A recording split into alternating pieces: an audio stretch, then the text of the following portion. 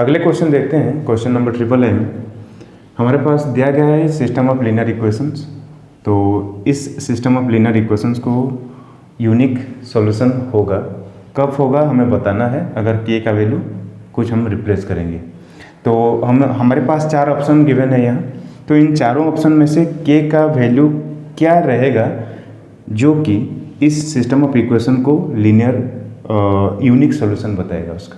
तो unique solution निकल गया इसका, ठीक है। तो ये तो कहने के लिए ये 1 मार्क का क्वेश्चन है, पर इसके पीछे का जो कॉन्सेप्ट है हमें समझना बहुत ही ज़रूरी है, ठीक है ना। मैं इसलिए एक्सप्लेन कर रहा हूँ। अगर एग्जाम में आएगा तो ये क्वेश्चन दिखेगा या नहीं दिखेगा पता नहीं, इसको थोड़ा घुमा फिरा के भी पूछ सकता है। तो अगर आपको कॉन्सेप्ट पता हो ना, इजीली सॉल्व कर सकते हैं। तो मैं इसीलिए कॉन्सेप्ट बता रहा हूँ। तो इसको पहले हम क्या करेंगे, के का वैल्यू हम फाइंड करना है ना। तो हमें फर्स्ट डिटर्मिनेंट मैट्रिक्स फाइंड करना पड़ेगा, ठीक है। तो डिटर्मिनेंट हमारे पास क्या होना चाहिए, वो जो मैट्रिक्स जो गिवन है, वो जो कोफिशिएंट मैट्रिक्स जो हम फाइंड करेंगे उसका नॉन सिंगुलर होना चाहिए, ठीक है। तभी तो इसका सॉल्यूशन आएगा ना, नॉन सिंगुलर होना चाहिए, तब जाके इसका यूनिक सॉल्यूशन आएगा। तो पहले लिख लेते हैं इसका। पहले मैं कोफिशिएंट मैट्रिक्स लिख लेता हूँ, उसके हिसाब से हम इसको सॉल्व करेंगे। और ये यूनिक सॉल्यूशन कब आता है वो पहले लिख लेते हैं। System of equations has unique solution if क्या होता है, डिटर्मिनेंट। ये जो डिटर्मिनेंट है ना, इसका जो कोफिशिएंट मैट्रिक्स का जो डिटर्मिनेंट हम फाइंड करेंगे वो नॉन जीरो होना चाहिए। तो determinant, if determinant is non zero. समझ में आया? ये डेल्टा किसको रिप्रेजेंट कर रहा है, इसका कोफिशिएंट मैट्रिक्स का डिटर्मिनेंट बता रहा है, ठीक है। तो इसका कोफिशिएंट मैट्रिक्स पहले लिख लेते हैं, उसका डिटर्मिनेंट फाइंड करेंगे। अगर नॉन जीरो आ गया तो क्या यूनिक सोल्यूशन आएगा, और उसी नॉन जीरो इक्वेशन में से के का कुछ ना कुछ वैल्यू सामने आएगा, तो वो रहेगा हमारा के का वैल्यू।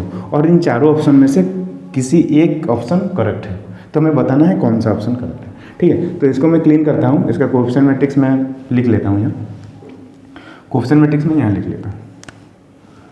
तो लिखेंगे कोफिशिएंट मैट्रिक्स। तो कोफिशिएंट मैट्रिक्स x का कोफिशिएंट कितना है, 1, y का 1, z का 1, तो आ गया 1 1 1। x का 2 है, y का 1 है, z का -1 है, तो 2 1 -1। समझ लो ना कैसे हम कोफिशिएंट मैट्रिक्स लिख रहे हैं। यहाँ x का 3 है, y का 2 है, k का z है, मतलब 3 2 k। ये हमारे पास आ गया कोफिशिएंट मैट्रिक्स। अब इसी मैट्रिक्स का हम डिटर्मिनेंट फाइंड करेंगे, वो नॉन जीरो दिखाएंगे उसको, तब जाके इसका यूनिक सॉल्यूशन आएगा। तो हम इसका डिटर्मिनेंट फाइंड करेंगे। So determinant of this matrix 1 1 1 2 1 -1 3 2 के, इसका हम डिटर्मिनेंट वो नॉन जीरो होना चाहिए, तब जाकर यूनिक सॉल्यूशन आएगा। तो यहाँ जो के है ना, के ना कुछ वैल्यू लेके आएगा। क्या लेके आएगा हम फाइंड करेंगे वो उसको। इस डिटर्मिनेंट को हम एक्सपांड करते हैं। तो डिटर्मिनेंट को एक्सपांड करने से पहले हम और एक चीज़ करते थे, क्या, साइन असाइन करना होता है ना। जितने भी डायगोनल एलिमेंट्स होते हैं इसको सब पॉजिटिव साइन देना होता है, ठीक है, और बाकी सब रह गए नेगेटिव साइन। ये कैसे आ रहा है, अगर किसी बच्चे ये वीडियो को पहली बार देख रहे हैं तो ये साइन कैसे आया वो सब आप प्लेलिस्ट में चले जाइए। शुरुआत के जो 2-3 वीडियो हैं उसको थोड़ा क्लियर अच्छे से देख लीजिए, वहाँ पे ये सब अच्छे से बताया गया है, ठीक है ना। तो वहाँ पे आप लोगों को क्लैरिटी मिल जाएगा कैसे आ रहा है ये सब। तो यहाँ 1 है तो 1 डिटर्मिनेंट, 1 का रो कॉलम छोड़ देना है, तो रह गया है 1 -1, यहाँ 2, यहाँ के। 1 कौन सा साइन लेके चलेगा, माइनस साइन लेके चलेगा, तो माइनस इंटू 1। डिटर्मिनेंट कौन सा, इसका रो कॉलम छोड़ देना है, 2 -1 2 -1 3 के। फिर 1 कौन सा साइन लेके चलेगा, प्लस साइन, तो प्लस 1। डिटर्मिनेंट 1 का रो 1 का कॉलम छोड़ देना है, मतलब 2 1 3 2, इसका डिटर्मिनेंट। फिर जब डिटर्मिनेंट निकालते हैं कैसे फाइंड करना होता है, इन दोनों का मल्टीप्लिकेशन करते हैं माइनस इन दोनों का मल्टीप्लिकेशन, इन तीनों में से वो एक काम करेंगे हम, ठीक है ना। तो ये आ जाएगा कितना, और ये नॉन जीरो होना चाहिए, इसको याद रखिए, ये नॉन जीरो होना चाहिए, तब जाके यूनिक सोल्यूशन आता है। मैं और एक वीडियो लेक्चर है consistency in consistency system of linear equation, उसमें मैं बहुत अच्छे तरीके से बताया हुआ है कौन सा सिस्टम ऑफ लीनियर इक्वेशन का यूनिक सोल्यूशन आता है, one and many infinitely many solutions आता है, किसका सोल्यूशन नहीं आता है, वो सब अच्छे से बताया गया है। वो वीडियो लेक्चर्स भी आप देख लेना चाहिए आपको। तो इसको हम अगर सॉल्व करेंगे तो 1 इंटू 1 माइनस के मतलब के माइनस टू होगा, -2। तो जैसा का है वैसा मैं लिख रहा हूँ ताकि आप लोगों को अच्छे से क्लियर से पता चले। तो इसको 1 तो मल्टीप्लाई होगा ही होगा, 2 इंटू के 2k माइनस ऑफ -3, इन दोनों का मल्टीप्लिकेशन क्या होगा, -3 होगा।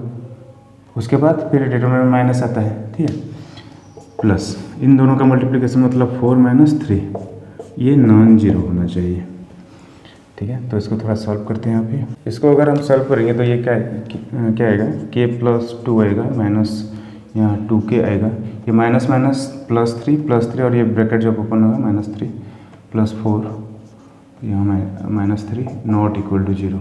क्या कुछ कट रहा है, क्या कुछ देख लेते हैं, नहीं कटेगा। तो इसका सोल्यूशन निकल के आएगा क्या, this is equal to k, ये +2 +4 +6 -2k और ये -3 -6, this is not equal to 0। तो -6 + 6 कैंसिल आउट हो जाएगा और k -2k मतलब -k नॉट इक्वल टू 0। अगर -k नॉट इक्वल टू 0 आ रहा है तो k नॉट इक्वल टू 0 आएगा। तो वो जो सिस्टम ऑफ लीनियर इक्वेशंस दिया था पहले, उसमें से k का सॉल्यूशन क्या निकल के आया, वो k का नॉन जीरो आना चाहिए।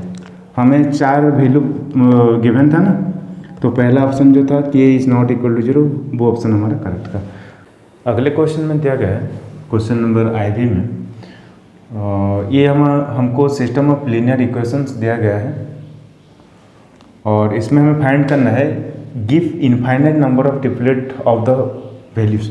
मतलब बोल रहा है ये x, y, z का मल्टीपल वैल्यूज आएगा, मतलब इनफाइनाइटली मैनी सॉल्यूशंस। याद कीजिए जब कंसिस्टेंट और इनकंसिस्टेंसी जब आपको पढ़ाया था, इनफाइनाइटली मैनी सॉल्यूशंस कब देता है, कंडीशन क्या होता है इसके लिए, हमें जो सिस्टम ऑफ लीनियर इक्वेशन दिया गया है उसका कोएफिशिएंट का डिटर्मिनेंट 0 होना चाहिए और delta x, delta y, delta 0 होना चाहिए, ठीक है ना।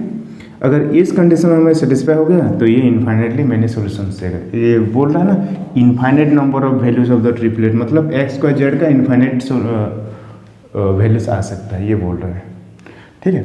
तो हम पहले फाइंड करेंगे डेल्टा इक्वल टू 0, इसको सॉल्व करेंगे, फिर डेल्टा x को दिखा देंगे 0, उसी हिसाब से डेल्टा y, डेल्टा z। अगर ये सारे कंडीशन मैच कर गया ना तो हमारे पास आ गया। तो इसमें थोड़ा दिक्कत है क्या, अगर सभी का अगर कोएफिशिएंट अगर प्रेजेंट होता तो ये हम बहुत ही आसानी से बता सकते थे। बट यहाँ क्या है, जो तीसरा वाला इक्वेशन में देखिए, यहाँ z का कोएफिशिएंट m दिया हुआ है और उसका राइट हैंड साइड में जो कांस्टेंट आना था वो n दिया हुआ है, किसी फिक्स्ड वैल्यू नहीं है, वो m और n कुछ भी आ सकता है। तो अब हमें बोला गया है इस m और n का वैल्यू फाइंड कीजिए और m और n का वैल्यू ये निकल के आएगा। तो इसको हमें फाइंड करना है। ये कहने में तो एक ही मार्क मिलेगा आपको सॉल्व करने के, पर इसका पीछे का कंसेप्ट जो है वो समझना आपको बहुत ज़रूरी है, ठीक है ना। तो हमको फाइंड करना है m कितना होना चाहिए, n कितना होना चाहिए, जो कि वो ये जो system of linear equations given है उसका इनफाइनाइटली मेनी सॉल्यूशंस निकल गया है, ठीक है ना, समझ गए आप। तो हम फाइंड करेंगे m को फाइंड करेंगे और n को फाइंड करेंगे, ठीक है, m और n को। तो मैं थोड़ा क्लीन करता हूँ, हमें थोड़ा स्पेस चाहिए। हम पहले क्या करेंगे, कोएफिशिएंट मैट्रिक्स फाइंड करेंगे। कोएफिशिएंट मैट्रिक्स क्या होता है, कोएफिशिएंट मैट्रिक्स, कोएफिशिएंट मैट्रिक्स मतलब x और z का कोएफिशिएंट जितना जितना है उसका मैट्रिक्स बना लो। x का 1 है, y का 1 है, z का 1 है, तो 1 1 1 बना लिया। x का 1 है, y का 2 है, z का 3 है, 1 2 3। x का 1 है, y का 2 है, z का m है ना, 1 यहाँ आएगा 2 यहाँ आएगा m, ये आ गया हमारे पास कोएफिशिएंट मैट्रिक्स। ठीक है, अब इसमें हम m का वैल्यू फाइंड कर सकते हैं। कैसे? हमको डिटर्मिनेंट जीरो दिखाना है ना। हमारा कंडीशन क्या होना चाहिए इनफाइनाइटली मैनी सॉल्यूशंस के लिए? डिटर्मिनेंट का वैल्यू जीरो होना चाहिए, पहला कंडीशन। दूसरा क्या है? Delta x, delta y, delta z ये जीरो होना चाहिए। ठीक है ना, तो हम पहले वाला कंडीशन को मैच करते हैं। अगर इसका डिटर्मिनेंट हम जीरो पुट कर लें तो क्या आएगा देखते हैं। मैं इसका डिटर्मिनेंट ले लेता हूँ 1 1 1 1 2 3 1 2 n। इसका हम डिटर्मिनेंट फाइंड करेंगे और इसका वैल्यू हम पुट करेंगे जीरो, तब जाके ये इन्फाइनाइटली मैनी सॉल्यूशंस देगा। ठीक है ना। अगर ये आपको समझ में नहीं आ रहा है तो कंसिस्टेंसी इनकंसिस्टेंसी लीनियर इक्वेशन जो वीडियो था उसका कंसेप्ट जाके आप देख लीजिए, प्लेलिस्ट में आपको लिंक्स दिया हुआ है, तो इसको थोड़ा सॉल्व कर लेंगे। इसको हम एक्सपांशन किसके अकॉर्डिंग करेंगे? रो 3 के अलॉन्ग एक्सपांड करेंगे। तो एक्सपांशन से पहले हम करते थे साइन असाइन करना पड़ता था, तो जितने भी डायगोनल एलिमेंट्स होते हैं सारे को पॉजिटिव बना लीजिए। ठीक है, और बाकी जितने रह गए नेगेटिव बना लीजिए। ठीक है, अब हो गया हमारा एक्सपांशन शुरुआत।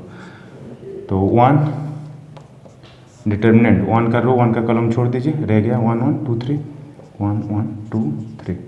फिर रहेगा ये 2 माइनस साइन लेके चलेगा, माइनस डिटर्मिनेंट इसका रो इसका कॉलम छोड़ दीजिए, मतलब 1 3 1 1 1 1 1 3।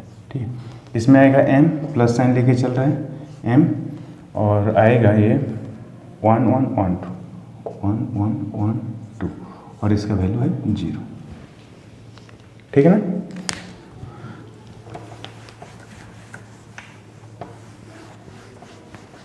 इसमें से हमको क्या पता चलेगा? m का वैल्यू पता चलेगा। ठीक है ना, m का वैल्यू पता चलेगा। तो इसको थोड़ा सॉल्व करते हैं।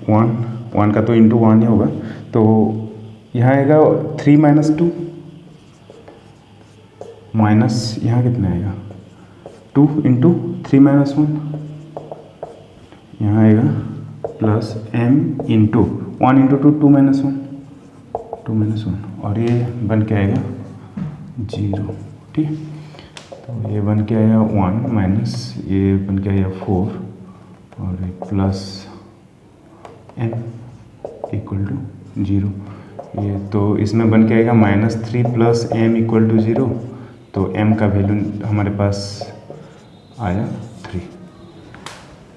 ठीक है, तो m का वैल्यू कितना आया 3 है। तो हमें एक वैल्यू, दो वैल्यू हमें पता लगाना था, m एंड n पता था। तो m का 3 आ गया, n कैसे फाइंड करें?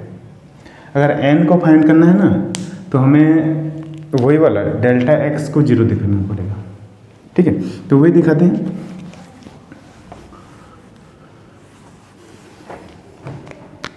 Now delta x equal to 0, ये हम क्यों ले रहे हैं? ताकि हम बता सकते हैं जो सिस्टम ऑफ लीनियर इक्वेशन हमें दिया गया है उसका यूनिक सोल्यूशन दिखा सके। ठीक है, तो डेल्टा x इक्वल टू 0 मैं पुट कर रहा हूँ। तो delta x means determinant along x, मतलब क्या हो गया, हम जो ये जो x का जो कॉलम है ना, ये x का कोएफिशिएंट वाला जो कॉलम है, इसको हमें रिप्लेस करना होता था किसके साथ? यहाँ जो कंस्टेंट दिया रहता है राइट हैंड साइड में, क्या क्या कंस्टेंट था थोड़ा देख लेते हैं। यहाँ था 6 था, यहाँ 10 था, यहाँ n था, याद आ रहा है? जो इक्वेशन जो दिया गया था वो राइट हैंड साइड में कितना देना था? इस इक्वेशन का राइट हैंड साइड में 6 था, इसका राइट हैंड साइड में 10 था और इसका राइट हैंड साइड में कितना था? n था। तो इसको हम अब पुट करेंगे x का कोएफिशिएंट का कॉलम में। ठीक है ना, तो मैं लिखता हूँ यहाँ, और इसको 0 दिखाना है हमें। x का जो 1 1 1 था, अब 1 1 1 नहीं पुट करेंगे, क्या पुट करेंगे? 6 10 9 n पुट करेंगे। ठीक है, तो ये 6 10 n पुट कर लिया, और y का जो कोएफिशिएंट का कॉलम और z का जो कोएफिशिएंट का कॉलम वो जैसा का है वैसा छोड़ देना है। ठीक है ना, तो मैं 1 2 2 1 2 2 1 3 1 3 यहाँ क्या पुट करूँगा? m है ना, यहाँ m है और हमें m का वैल्यू पता चल गया है अभी 3 है, तो यहाँ m नहीं पुट करूँगा, 3 पुट करूँगा। समझ में आया? और इसका वैल्यू कितना दिखाना है? 0 दिखाना है। अब इसको थोड़ा एक्सपांड कर लेते हैं। तो एक्सपांशन से पहले हमेशा की तरह साइन असाइन कर लीजिए फर्स्ट।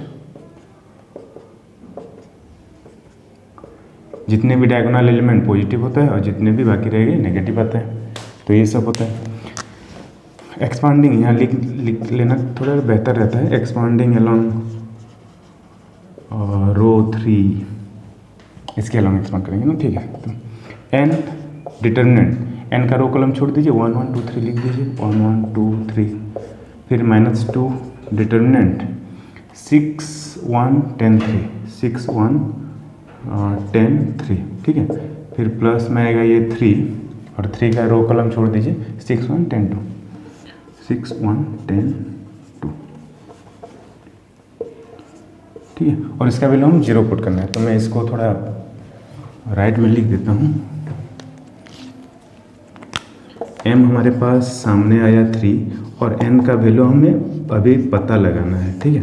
तो इसको वैल्यू कितना आया था, इसका वैल्यू आ गया 0। तो इसको थोड़ा एक्सपांड करेंगे, n इंटू ये 3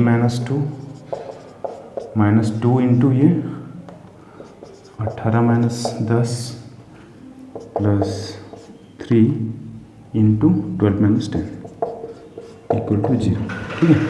और इसका आएगा कितना, ये 3 - 2 मतलब n माइनस ये हो गया और 18 से 10 जाएगा तो 8 और 16 आ जाएगा, ये 16 और ये हो जाएगा 6 प्लस 6 इक्वल टू 0। तो n का वैल्यू कितना आएगा, ये राइट हैंड साइड जाएगा तो प्लस 16 हो जाएगा, -6 मतलब n का वैल्यू 10 आ गया। समझ में आया, n का वैल्यू 10 आ गया। तो हमें n भी तो पता लगाना था यहाँ, तो n का वैल्यू आप क्या लिखेंगे 10। तो यहाँ जो n जो था इसका हो जाएगा 10 और यहाँ जो था m इसका हो गया 3। तब जाकर ये सिस्टम ऑफ लीनियर इक्वेशन हमें यूनिक सोल्यूशन देगा। समझ में आया, थोड़ा देख लीजिए सब। आपको क्या करना है, ये नोट कॉपी में अच्छे से लिखना है, स्क्रीनशॉट नहीं लेना है, अच्छे से समझना है और खुद से 1-2 बार प्रैक्टिस लगाना है, ठीक है। आते हैं अगले क्वेश्चन पर। इसमें हमें सिस्टम ऑफ लीनियर इक्वेशंस दिया गया है और इसे हमें फाइंड करना है लैम्ब्डा का वैल्यू क्या होना चाहिए जाके हम ये सिस्टम ऑफ लीनियर इक्वेशन का इनफाइनेटली मेनी सॉल्यूशंस देगा हमें, ठीक है। यहाँ क्या बोल रहा है, has infinite number of non trivial solutions, मतलब क्या x y z का को 0 के अलावा और क्या क्या वैल्यू रह सकते हैं, ठीक है ना। अगर इसको समझ में नहीं आ रहा है तो ये consistency inconsistency system of linear equations आप जाके देख लेना चाहिए, वहाँ सब कुछ बताया हुआ है। तो यहाँ कैसे आएगा नॉन ट्रिवियल सॉल्यूशंस, मतलब इनफाइनाइटली मेनी सॉल्यूशन का क्या कंडीशन क्या रहता है, हमारे पास डेल्टा जो हमारा कोफिशिएंट डिटर्मिनेंट आएगा उसका वैल्यू 0 आना चाहिए, ये तो हमारे पास पहला कंडीशन। दूसरा कंडीशन है ये delta x, delta y, delta z ये सारे 0 आना चाहिए, तब जाकर हमारे सिस्टम ऑफ लीनियर इक्वेशंस का इनफाइनाइटली मेनी सॉल्यूशंस आएगा सामने, ठीक है ना। तो हमें फाइंड करना है, ये सारे हमें फाइंड नहीं करना है, हमें फाइंड करना है बस ये लैम्ब्डा, इस लैम्ब्डा का वैल्यू क्या रहेगा, ये जो x का जो कोफिशिएंट है इस लैम्ब्डा का वैल्यू क्या रहेगा, ताकि ये सिस्टम ऑफ लीनियर इक्वेशन जो है वो इनफाइनाइटली मेनी सॉल्यूशन हमको प्रोवाइड करे। और यहाँ हमें ऑप्शन भी दिया गया है, लैम्ब्डा का वैल्यू 1 आ सकता है, 5 आ सकता है, -5 आ सकता है और कोई रियल वैल्यू नहीं आएगा, ये बोल रहा है हमें। तो ये तो कहने के लिए ये एक ही मार्क का क्वेश्चन है, पर इसका कंसेप्ट आपको समझ लेना चाहिए। क्वेश्चन में कुछ लीनियर इक्वेशंस कुछ दूसरा दिया रहेगा, तो आपको कैसे निकालना है उसको, ठीक है ना। तो हम क्या करेंगे अभी, इसका जो कोफिशिएंट है, कोफिशिएंट मैट्रिक्स हमें फाइंड करेंगे फर्स्ट। कोफिशिएंट मैट्रिक्स में से उसका डिटर्मिनेंट लेंगे और उसको पहले 0 पुट कर देंगे, तो उसी में लैम्ब्डा का वैल्यू सामने आ जाएगा, ठीक है। तो कोफिशिएंट मैट्रिक्स कितना आता है लिख लेते हैं, कोफिशिएंट मैट्रिक्स मतलब x y z का जितना कोफिशिएंट है उसका मैट्रिक्स बना लीजिए। 2 - 1 1, 2 - 1 1, यहाँ 1 - 2 1, 1 - 2 1 और यहाँ लैम्ब्डा -1 2, लैम्ब्डा -1 2, ये मैट्रिक्स बना रहे हैं ना, तो मैट्रिक्स का साइन दीजिए यहाँ, मैट्रिक्स, ठीक है। ये हमारे पास कोफिशिएंट मैट्रिक्स है, ठीक है। और delta x, delta y, delta z zero तो यही आने वाला है, क्योंकि इसमें राइट हैंड साइड में सब जीरो है ना। इस कॉलम को अगर हम एक्स का कोएफिशिएंट के कॉलम में अगर जीरो पुट करेंगे तो आपने डिटर्मिनेंट में एक चीज़ पढ़ा है, अगर डिटर्मिनेंट में किसी भी रो या किसी भी कॉलम में सारे एलिमेंट अगर जीरो हो ना तब डिटर्मिनेंट का वैल्यू जीरो आता है। तो हमें पहले से पता चल गया डेल्टा एक्स जीरो आएगा, डेल्टा वाई जीरो आएगा, डेल्टा जेड जीरो आएगा। बस हमें ये दिखाना है डेल्टा जीरो आ जाए तो हमारे काम वही ख़त्म हो जाएगा, ठीक है ना। तो थोड़ा क्वेश्चन को सॉल्व करने से पहले आपको ये करना है, आपका थोड़ा दिमाग इस्तेमाल कीजिए, पहले नहीं लग जाना है क्वेश्चन के सॉल्यूशन के ऊपर, नहीं लग जाना है। क्या कुछ आप शॉर्ट कर सकते हैं, क्या कुछ काट सकते हैं, ठीक है। तो हमने ये यहाँ ये फाइंड किया delta x, delta y, delta z, तो ये ऑलरेडी जीरो आएगा ही आएगा क्योंकि जीरो है यहाँ, ठीक है ना। तो हम फाइंड करेंगे, ये तो हो गया, इसका डिटर्मिनेंट फाइंड करेंगे और इसको जीरो दिखाएंगे, ठीक है ना। तो वो लिखेंगे डिटर्मिनेंट 2 - 1 1, 2 - 1 1, यहाँ 1 - 2 1, 1 - 2 1, यहाँ लैम्बडा -1 2, लैम्बडा -1 2, और इस डिटर्मिनेंट का वैल्यू जीरो होना चाहिए, ये जो कंडीशन फुलफिल करने के लिए, ठीक है। तो इसको थोड़ा एक्सपांड करते हैं, एक्सपांडिंग अलोंग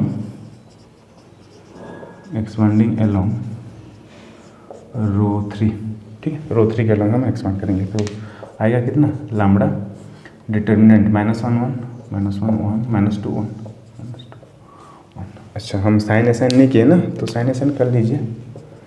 ये ज़रूरी नहीं है, अगर आप लोग को समझ में आ रहा है तो ज़रूरी नहीं है, पर आप लोग अगर चाहें तो ये कर सकते हैं, ठीक है। तो यहाँ -1 आएगा ना, यहाँ थोड़ा ब्लैक में लिखेंगे, -1 आएगा, माइनस में -1 है ना, इसीलिए मैं बोल रहा हूँ यहाँ साइन असाइन कर लीजिए, थोड़ा आपको जो गलती ना हो साइन में। अगर plus sign, plus minus sign एक भी अगर गड़बड़ हो गया तो सारे गड़बड़ निकलेंगे, सब आंसर ही गलत आ जाएगा, ठीक है ना। तो इसका रो कॉलम छोड़ देना है, 2 1 1 1, 2 1 1 1, फिर आएगा +2, डिटर्मिनेंट क्या आएगा, 2 - 1 1, 2 - 1 1 - 2, ये जीरो आएगा, ठीक है। ऊपर थोड़ा क्लीन कर लेते हैं,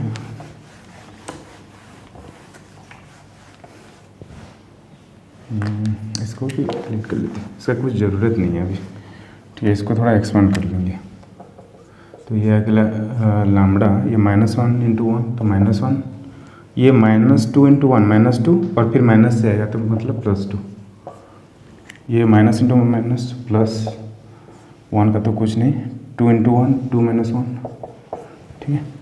यहाँ आ जाएगा +2 × 2 × -2 मतलब -4, माइनस में -1 मतलब +1, ठीक है, इसका वैल्यू जीरो है। तो यहाँ लैम्बडा इंटू -1 + 2 मतलब +1, लैम्बडा इंटू 1 मतलब लैम्बडा, प्लस 2 - 1 मतलब 1, ठीक है, प्लस यहाँ -4 + 1 मतलब -3 × 2 मतलब -6 = 0। तो यहाँ लैम्बडा -5 = 0 आ गया, तो लैम्बडा का वैल्यू आएगा 5। तो हमारा जो ऑप्शन था, कौन सा ऑप्शन था आप लोग थोड़ा देख लीजिएगा, लैम्बडा का वैल्यू जिसमें 5 लिखा है ना, तो वही ऑप्शन करेक्ट है। कैसे सामने आया, ये जो कंडीशन बता रहा है, ये सारी चीज़ जो की, ठीक है। आप लोग थोड़ा इसे अच्छे से नोट बना लीजिएगा और थोड़े प्रैक्टिस में। बच्चों क्वेश्चन नंबर 3 का पार्ट VI में यहाँ सिस्टम ऑफ इक्वेशंस हमें दिया गया है, ये जनरल सिस्टम ऑफ इक्वेशन है। यहाँ D1 D2 D3 होना चाहिए, बट यहाँ 0 0 0 पहले से ही दिया हुआ है। और हमें ये भी बताया गया है, ये जो कोएफिशिएंट मैट्रिक्स जो है, कोएफिशिएंट मैट्रिक्स का डिटर्मिनेंट 0 आ रहा है, मतलब क्या है उसका, हमारे पास डेल्टा 0 आ गया है। ये कौन सा कंडीशन होता है, ये हमारा जो कंसिस्टेंसी इनकंसिस्टेंसी चेक करने के लिए ये हमें पता लगाना जरूरी होता था। तो ये डेल्टा तो 0 पहले से ही बता रहा है हमें, तो इसका हमें सोल्यूशन फाइंड करना है। क्या आएगा उसका सोल्यूशन बता रहा है, एग्जैक्ट वैल्यू नहीं बताना है, सोल्यूशन आएगा क्या नहीं, क्या आएगा, एक सोल्यूशन, दो सोल्यूशन, क्या आएगा वो बताना है। तो पहला ऑप्शन है मोर देन 2 सोल्यूशंस आएगा बोल रहे। सेकंड बोल रहा है 1 ट्रिवियल नॉन ट्रिवियल सोल्यूशंस बोल रहे। तीसरा वाला बोल रहा है नो सोल्यूशंस बोल रहा है, और चौथा वाला बोल रहा है only trivial solutions are there, ऐसा बोल रहे हैं। तो हमें सोल्यूशंस पता लगाना है। तो हमारे पास सॉल्यूशंस पता लगाने के लिए हमारे पास डेल्टा का पता होना चाहिए, और डेल्टा हमें पता है ये 0 दिया हुआ है पहले से, तो हमारे टेंशन ख़त्म, हमें कुछ करना नहीं है। पहला कंडीशन ये हमने फाइंड कर लिया डेल्टा। दूसरा कंडीशन में क्या आता है, delta x, delta y, delta z, इसको अगर 0 नॉन जीरो दिखाना है, 0 आ रहा है या कि नॉन जीरो, तब जाकर हम बोल सकते हैं सॉल्यूशंस कैसे सामने आएगा, ठीक है ना। तो डेल्टा एक्स आप लोग देख सकते हैं, अगर इस डिटर्मिनेंट में मैं अगर इस जो कांस्टेंट वाला जो ये जो कॉलम है, इस कॉलम को मैं लाकर अगर यहाँ पुट कर दूँ एक्स का कोएफिशिएंट के कॉलम में, तो ये डिटर्मिनेंट तब भी 0 आएगा ना। तो हम डिटर्मिनेंट में पढ़े थे क्या, किसी भी रो या किसी भी कॉलम में सारे एलिमेंट अगर 0 हैं तो डिटर्मिनेंट का वैल्यू 0 आएगा। मतलब यहाँ 0 पुट करेंगे एक्स के कॉलम, डेल्टा एक्स 0 आएगा। 0 पुट करेंगे वाई के कॉलम में, डेल्टा वाई 0 आएगा। 0 पुट करेंगे जेड के कॉलम में, 0 आएगा।